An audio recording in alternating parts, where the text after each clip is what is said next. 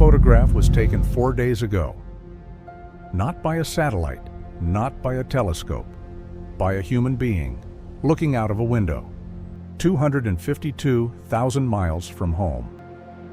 For the first time in more than half a century, someone was close enough to the moon to reach out and photograph the Earth setting behind it.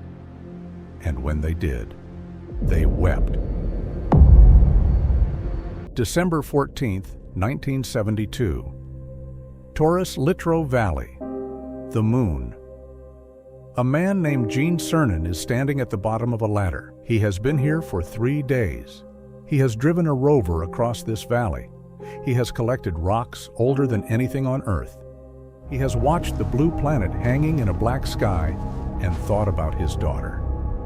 Before he climbs the ladder for the last time, he kneels in the dust and he carves her initials into the lunar soil. TDC, Tracy Dawn Cernan. There is no wind on the moon. Those letters are still there. Then he stands, grips the ladder, and speaks. This is Gene, and I'm on the surface. And as I take man's last step from the surface, back home for some time to come, but we believe not too long into the future, I'd like to just let what I believe history will record, that America's challenge of today has forged man's destiny of tomorrow. And as we leave the moon in Taurus Littrow, we leave as we came, and God willing, as we shall return. He believed it. Not too long into the future. He was wrong. After Apollo 17, the moon became a memory. Not because we lost the ability to go, because we lost the will. The Vietnam War consumed American attention. Watergate consumed American trust. The economy consumed everything else. NASA's budget, which at its peak claimed 4 cents of every federal dollar, was cut, and cut again, and again. Apollo 18 was canceled. Apollo 19 was canceled. Apollo 20 had already been canceled the year before. And then the space shuttle arrived. A magnificent machine built for a different mission. Low Earth orbit, satellites, space stations, science in microgravity. Important work. But the moon was no longer the destination. For 30 years, the furthest any human traveled from Earth was 250 miles. The International Space Station, just above the atmosphere. Close enough that if you looked out the window, you could still read the shapes of continents.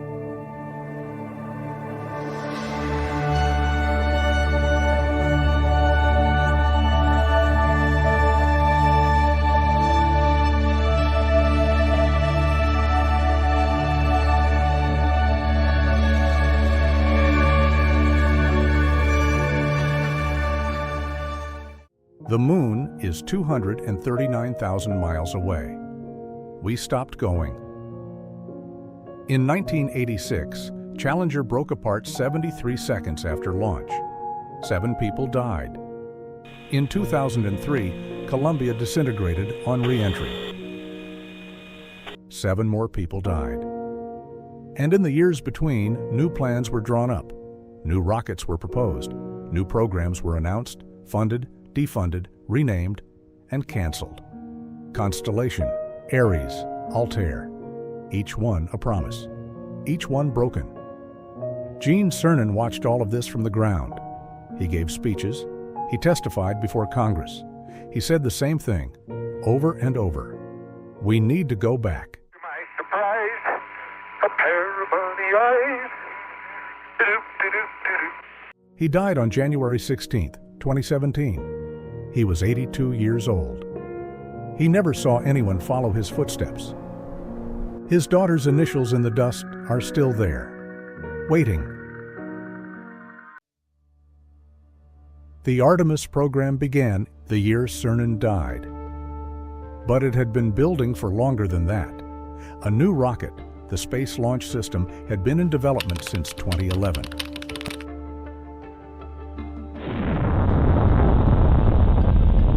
A new capsule, Orion, even longer. Both were massive undertakings. Both were behind schedule. Both were over budget. And both were necessary.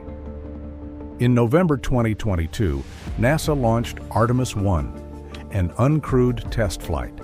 The Orion capsule went around the moon, alone, with nobody inside. It carried a mannequin in an orange flight suit and a Snoopy plush toy. It worked, but the heat shield came back damaged. Deep cracks, char loss, material peeling away in ways the engineers did not expect. More delays, more redesigns, more testing, more years. Hydrogen leaks, rollbacks from the launch pad, weather scrubs, technical holds. The date shifted, 2024, then 2025, then April 2026. 54 years after Gene Cernan climbed that ladder, 4 human beings finally sat on top of the rocket that would take them back. April 1st, 2026, Kennedy Space Center, Florida. The crew of Artemis 2. I'm Christina Koch. I'm a mission specialist. I'm Jeremy Hansen. I'm a mission specialist. I'm Victor Glover. I'm the pilot. I'm Reid Wiseman. I'm the commander for the Artemis 2 mission to the moon. To the moon. To the moon. To the moon. Before launch, Wiseman took a photo with his daughters Katie and Ellie in front of the rocket. His caption, "I love these 2 ladies, and I'm boarding that rocket, a very proud father." They named their spacecraft Integrity. At 6:35 p.m. Eastern Time, the Space Launch System ignited. 8.5 million pounds of thrust, the most powerful rocket to carry humans since Saturn V. 2, 1, booster ignition, and liftoff. The crew of Artemis 2 now bound for the moon. Humanity's next great voyage begins. Inside the cabin, a small plush toy named Rise began to float. It had been designed by an 8-year-old boy named Lucas, inspired by the Earthrise photograph from Apollo 8. Inside it, a micro SD card held 5.6 million names submitted by people around the world. Rise floated, and the crew was weightless, and they were on their way. On the way to the moon, a voice recording played through the cabin. It was Jim Lovell, commander of Apollo 13, the man who held the distance record 248,000 miles from Earth, set in 1970 during the most famous emergency in spaceflight history. Lovell had died in August 2025. He never saw this mission fly, but he had recorded a message. "Welcome to my old neighborhood." On April 6th, 6 days into the mission, Artemis 2 passed Lovell's record. 252,756 miles from Earth, farther than any human being has ever been from home. The crew fell silent. Then Jeremy Hansen radioed mission control. From the cabin of Integrity here, as we surpass the furthest distance humans have ever traveled from planet Earth, we do so in honoring the extraordinary efforts and feats of our predecessors in human space exploration. We will continue our journey even further into space before Mother Earth succeeds in pulling us back to everything that we hold dear. But we most importantly choose this moment to challenge this generation and in the next to make sure this record is not long-lived. And then, the moon. They came within 4,000 miles of the surface. For 7 hours, they flew over the far side, terrain no human eyes had ever seen. They photographed craters, ridges, ancient lava flows. They watched the Terminator line where lunar day meets night, cast long shadows across a world that has been silent for 4 billion years. They saw 2 unnamed craters and asked Mission Control for permission to name them. The first, Integrity, after their spacecraft. The second, Carol. Hansen spoke for the crew. Thank you, Houston. We have a couple more things we'd like to take this moment for. Our science team helped us out with a couple of relatively fresh craters on the moon that have not been previously named. The first one we'd like to suggest is a named crater in honor of our great spacecraft integrity. And the second one, and especially meaningful for this crew, is a number of years ago we started this journey in our close-knit astronaut family, and we lost a loved one. Her name was Carol, the spouse of Reid, the mother of Katie and Ellie. And if you want to find this one, you look at Glushko, and it's just to the northwest of that, at the same latitude as home, and it's a bright spot on the moon. In Houston, in the viewing gallery, Wiseman's daughters watched. In the spacecraft, Wiseman wiped tears from his eyes. Koch wiped hers. Glover and Hansen reached out.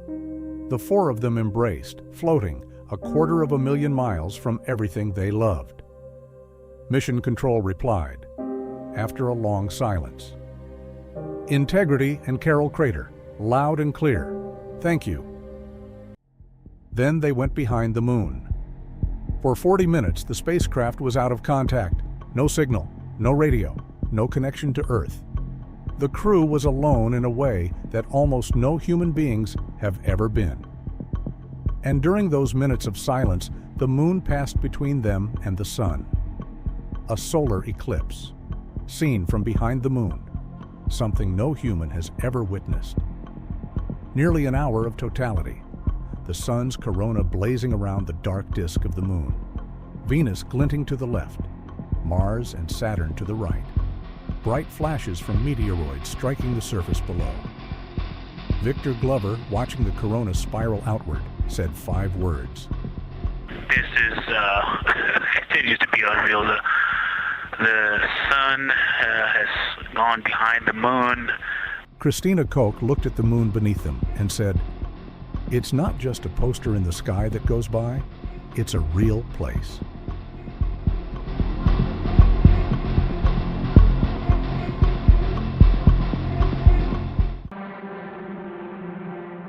April 10th, 2026.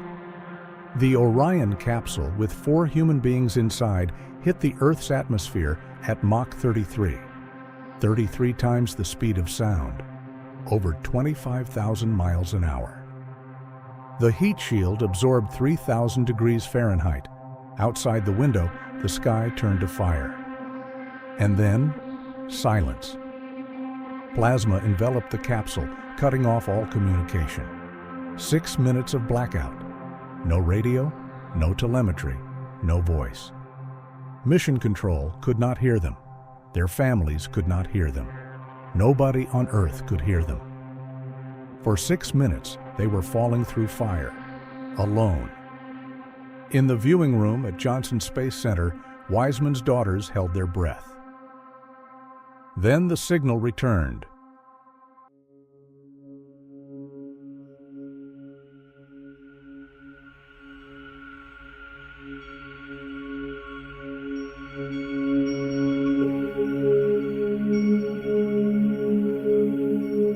Then the parachutes opened, 2 drogues, then 3 mains, slowing the capsule from 300 miles per hour to 17. At 8:07 p.m. Eastern Time, the Orion capsule, named Integrity, splashed down in the Pacific Ocean off the coast of San Diego. The first crewed spacecraft to return from the moon in more than 50 years.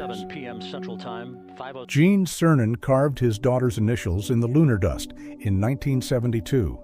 He said, "And God willing, as we shall return." He believed it. He waited 45 years. He died waiting. Reid Wiseman lost his wife in 2020. He raised his daughters alone. He told them, "If I don't come back, here is where you'll go." Then he went to the moon, and he named a crater after her. Tracy's initials are still in the dust at Taurus Littrow. Carol's name is now on the far side. 2 fathers, 2 daughters, 54 years apart, both of them reaching for the same moon. The next missions will practice docking, then landing. The first woman will walk on the moon. The first person of color will walk on the moon.